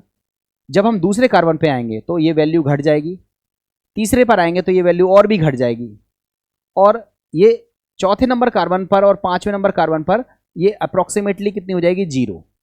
मतलब ये जो इंडक्टिव इफेक्ट है ये अप टू 3 कार्बन तक आपको अप्लाई करना है। 3 कार्बन से जैसे ही हम आगे जाएंगे तो हम क्या देखेंगे, इंडक्टिव इफेक्ट की जो वैल्यू है, फिर चाहे वो प्लस आई इफेक्ट हो फिर चाहे वो माइनस आई इफेक्ट हो, इंडक्टिव इफेक्ट की जो वैल्यू है वो अप टू 3 कार्बन तक ही रहती है। 3 कार्बन से ज़्यादा जाने पर इंडक्टिव इफेक्ट की वैल्यू क्या हो जाती है, घट जाती है, 0 हो जाती है या नेग्लिजिबल हो जाती है। It operates through sigma bonds, इसमें सिग्मा इलेक्ट्रॉन्स का ही मूवमेंट होता है। No displacement of pi electron, pi electron का डिस्प्लेसमेंट नहीं हो सकता है। और आगे लिखा है the polarization of electron always in single direction, जो इलेक्ट्रॉन का जो पोलराइजेशन है, अगर ये इलेक्ट्रॉन इस तरफ शिफ्ट हुआ तो अगला भी उसी तरफ जाएगा और अगला भी उसी तरफ जाएगा। मतलब इलेक्ट्रॉन का शिफ्टिंग अगर एक बार ईस्ट में हुआ तो पीछे की तरफ सारे इलेक्ट्रॉन्स का मूवमेंट कहाँ होगा, ईस्ट की तरफ होगा, वेस्ट की तरफ नहीं होगा। तो इलेक्ट्रॉन का जो डिस्प्लेसमेंट है वो सिंगल डायरेक्शन में होता है। ये आपके इंडक्टिव इफेक्ट के बारे में हो गया। अब बच्चों इंडक्टिव इफेक्ट के बारे में कुछ जल्दी जल्दी चीज़ें सीख लेते हैं। 2 तरह का इफेक्ट है, एक है माइनस आई इफेक्ट, एक होता है प्लस आई इफेक्ट, जिसको बोलते हैं नेगेटिव इंडक्टिव इफेक्ट और पॉजिटिव इंडक्टिव इफेक्ट। ठीक है, तो नेगेटिव और पॉजिटिव इंडक्टिव इफेक्ट को समझाने के लिए बच्चों बहुत सारा दुनिया भर का तामझाम लिखा हुआ है, आप उसको पढ़ते रहिएगा। मैं आपको सीधे मुद्दे पर लेके आता हूँ। यहाँ पर देखो जो एल्किल ग्रुप है, जो एल्किल ग्रुप हैं उनको हम क्या बोलते हैं कि ये कौन सा इफेक्ट शो करते हैं, प्लस आई ग्रुप शो करते हैं। तो याद रखना ये जो ग्रुप है ये हमारा कौन सा ग्रुप है, मैथिल। देखो यहाँ पर कौन सा ग्रुप है, मैथिल, इसका नाम है ट्राई एल्किल मैथिल। ठीक है, और ये है हमारा CH2 माइनस। ये ग्रुप कौन से हैं, ये प्लस आई ग्रुप हैं। और मैथिल से ज़्यादा प्लस आई पावर किसकी है, ट्राई एल्किल मैथिल की, और उससे भी ज़्यादा पावर किसकी है, CH2 माइनस की। इस तरह से यहाँ पर देखो जो NH2 ग्रुप है, फ्लोरो ग्रुप है, NF3 प्लस ये ग्रुप है, ये सब कौन से ग्रुप हैं, ये माइनस आई ग्रुप हैं। ये कौन से ग्रुप हैं, माइनस आई ग्रुप हैं। और ये कौन से ग्रुप हैं, ये प्लस आई ग्रुप हैं। तो बच्चों ये एक डायग्राम से बना करके दिखाया हुआ है। एज सच उसमें बहुत ज़्यादा कुछ देखने की बात नहीं है, जो मुद्दे की बातें हैं वो यहाँ लिखी हुई हैं। यहाँ पर आप देख सकते हो, यहाँ देखो लिखा है CH2 minus, Cr3, CS3 as we move towards the left from hydrogen to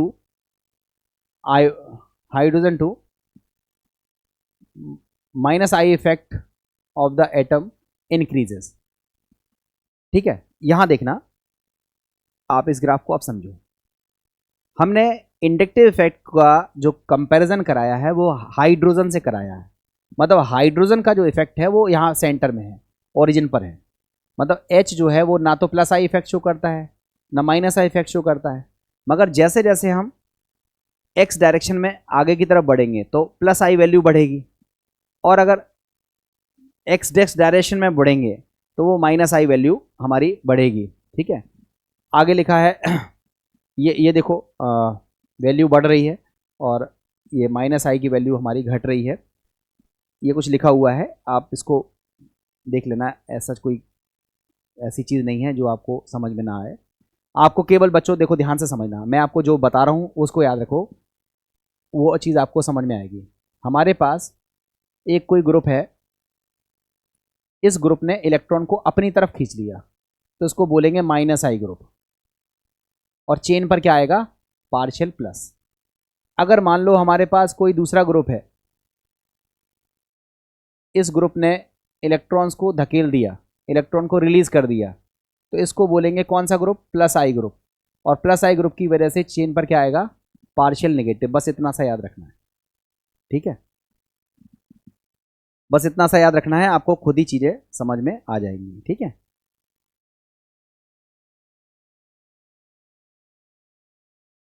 अब देखो यहां देखो, अब ये चीज, ये जो है ये आपको याद रहना चाहिए बच्चों, ध्यान से समझना। जो माइनस आई इफेक्ट है, जो माइनस आई इफेक्ट है वो एक ग्रुप तो शो करता नहीं है, बहुत सारे ग्रुप शो करते हैं। माइनस आई इफेक्ट बहुत सारे ग्रुप शो करते हैं। अब इसका क्रम आपकी जरूरत पड़ेगी कि किसका माइनस आई पावर ज्यादा है, किसका माइनस आई पावर कम है। तो ये प्लस आई पावर माइनस आई पावर ये जो है इसका जो क्रम है वो आपको याद करना पड़ेगा, ठीक है।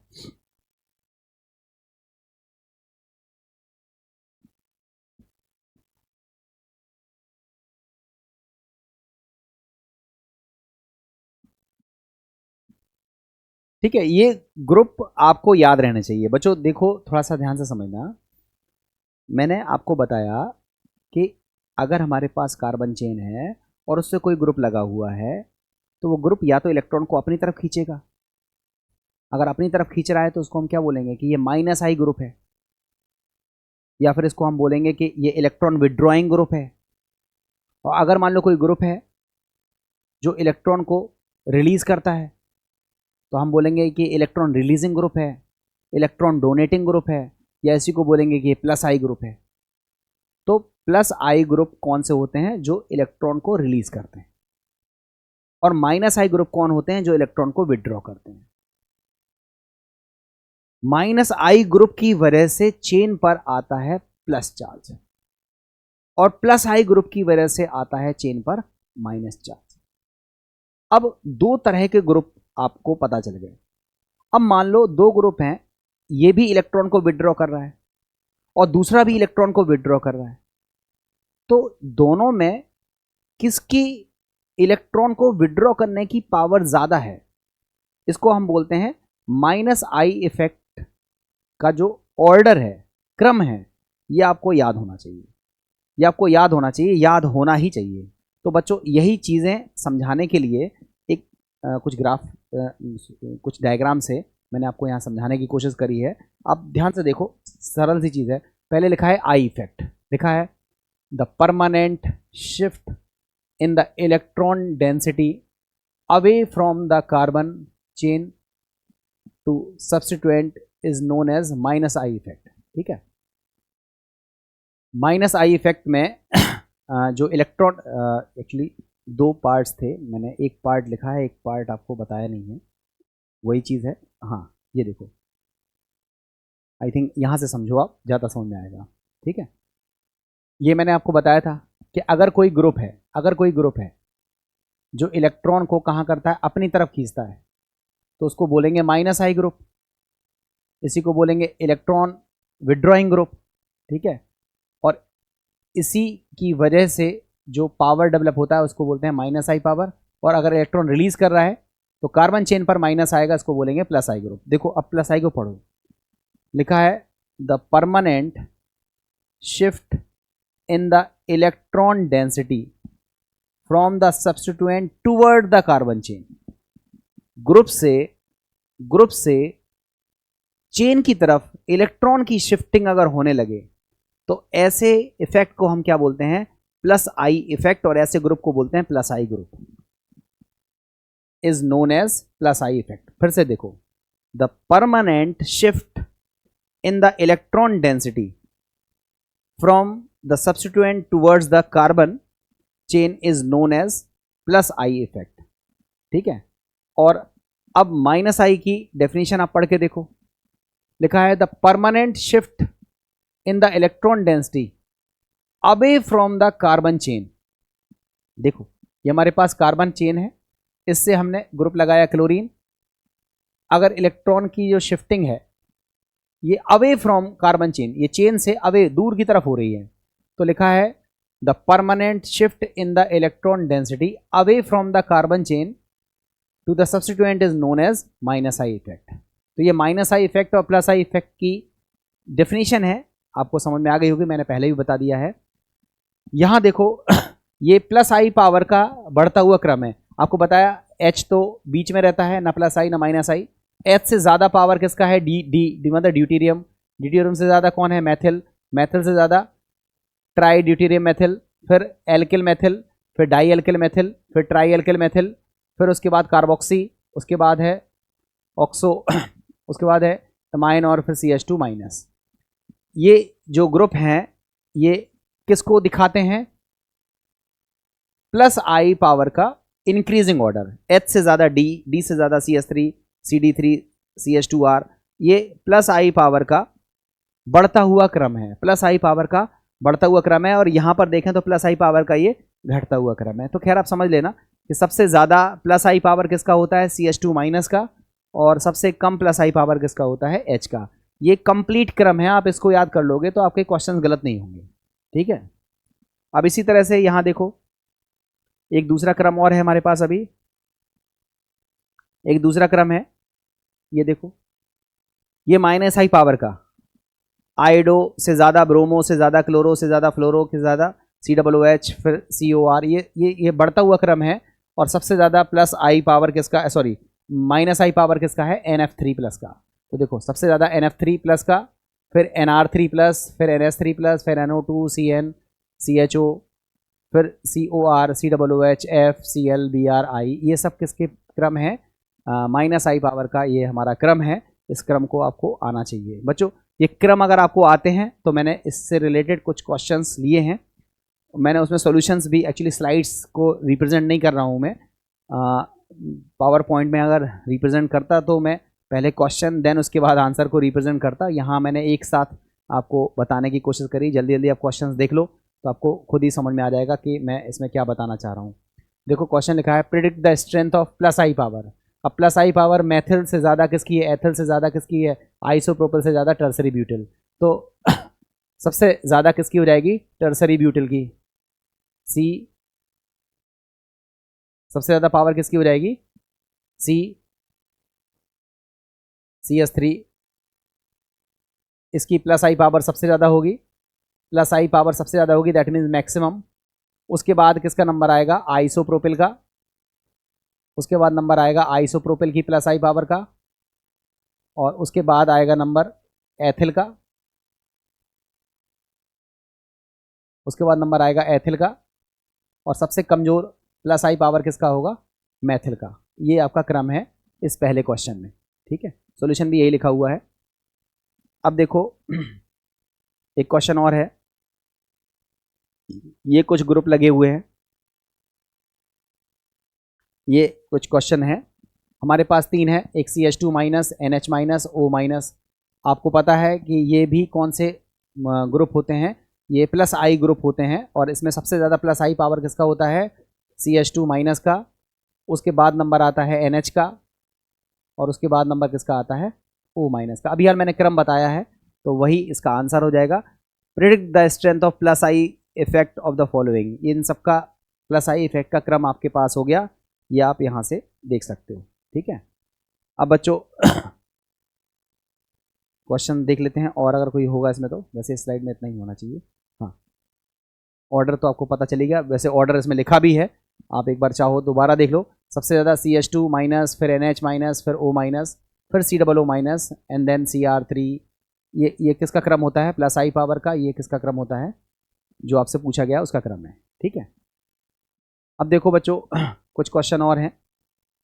Arrange the following order in decreasing strength of minus I effect. अब माइनस आई में सबसे ज़्यादा डिक्रीजिंग लगाना है, तो सबसे ज़्यादा F के बाद कौन होता है, CL के बाद कौन होता है, BR, और BR के बाद कौन होता है, I। ये किसका क्रम है, माइनस आई पावर का डिक्रीजिंग ऑर्डर है, ठीक है। नेक्स्ट देखो,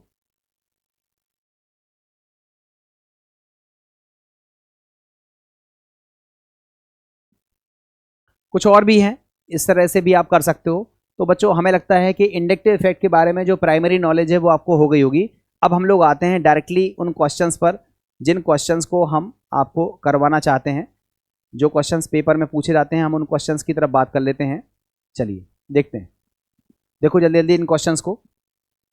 क्वेश्चन कह रहा है inductive effects involves. Inductive effect में क्या इन्वॉल्व होता है, तो डिस्प्लेसमेंट ऑफ सिग्मा इलेक्ट्रॉन्स, यही होगा। डीलोकलाइजेशन नहीं होता है, डीलोकलाइजेशन नहीं होता है, डिस्प्लेसमेंट ऑफ पाई इलेक्ट्रॉन नहीं होता है। तो डीलोकलाइजेशन नहीं, केवल डिस्प्लेसमेंट होता है, वो भी सिग्मा इलेक्ट्रॉन का, पाई इलेक्ट्रॉन का नहीं होता है। तो इसका आंसर होगा ए। नेक्स्ट क्वेश्चन देखो, which of the following represent the correct order of acidity of the given compounds. बच्चों आप समझ लेना, ये हमारे पास है कार्बोक्सिलिक ग्रुप। अब अगर इस कार्बोक्सिलिक ग्रुप से हम कोई ऐसा ग्रुप लगा दें जो इलेक्ट्रॉन विड्रॉइंग ग्रुप है, इलेक्ट्रॉन विड्रॉइंग ग्रुप का मतलब कोई ऐसा ग्रुप लगा दें जो कैसा ग्रुप है, -I ग्रुप है, तो वो एसिडिक स्ट्रेंथ को इंक्रीज कर देता है, बढ़ा देता है। तो अब आप खुद देखो ये हमारे पास था एसिटिक अम्ल, इससे हमने Br लगा दिया, फिर इससे Cl लगा दिया, फिर इससे F लगा दिया। आप बताओ F का पावर ज़्यादा होता है -I पावर, तो सबसे ज़्यादा स्ट्रॉन्ग एसिड कौन हो जाएगा, यही फ्लोरो एसिटिक एसिड। फ्लोरो के बाद कौन सा होगा, क्लोरो। फ्लोरो के बाद कौन सा होगा, क्लोरो। क्लोरो के बाद कौन सा होगा, ब्रोमो एसिटिक एसिड। और सबसे पुअर कौन सा हो जाएगा, एसिटिक एसिड। बच्चों आपको क्या याद रखना है कि अगर कार्बोक्सिलिक एसिड में इलेक्ट्रॉन विड्रॉइंग ग्रुप लगा दें, -I ग्रुप लगा दें, तो -I ग्रुप लगाने की वजह से उस एसिड की स्ट्रॉन्गनेस बढ़ जाती है, या कहें तो वो एसिड जो है वो स्ट्रॉन्गर हो जाता है एज कंपेयर टू अदर। तो आप बताओ एसिटिक एसिड था, नॉर्मल था, इससे हमने ब्रोमो लगाया, क्लोरो लगाया और फ्लोरो लगाया, तो फ्लोरो, ब्रोमो, आइडो ये तीनों कैसे एसिड हैं, ये कैसे ग्रुप हैं, -I ग्रुप हैं। तो इन तीनों का जो पावर है वो एसिडिक से तो ज़्यादा होगा। अब ब्रोमो, क्लोरो और फ्लोरो में किसका -I पावर ज़्यादा है, अभी हाल क्रम पढ़ा है, तो सबसे ज़्यादा F का होता है। तो सबसे ज़्यादा स्ट्रॉन्ग एसिड कौन सा हो जाएगा, fluoro acetic acid, then chloro acetic acid, then bromo, then last में हो जाएगा एसिटिक एसिड।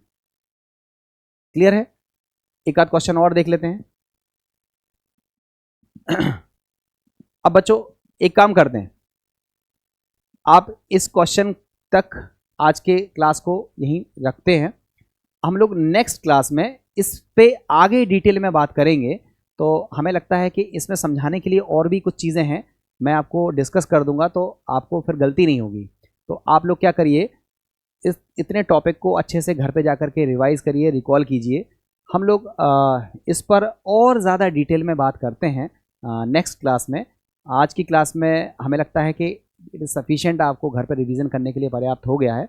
आप रिवाइज करिए और कल की क्लास में हम इसके आगे और ज़्यादा डिटेल में बात करेंगे। तो बच्चों आप लोग जुड़े रहिए, वीडियो पूरा देखा करिए, और जो भी जनरल ऑर्गेनिक केमिस्ट्री के क्वेश्चन हैं वो क्वेश्चंस की खूब सारी प्रैक्टिस कीजिए। उम्मीद करूँगा कि आप लोगों को कॉन्सेप्ट क्लियर कराने में मैं पूरी हेल्प करूँगा। कोई डाउट रह जाए तो आप पूछ सकते हैं मुझसे पर्सनली भी, ग्रुप पर भी। तो आज की क्लास यहीं ख़त्म करते हैं। Thank you very much.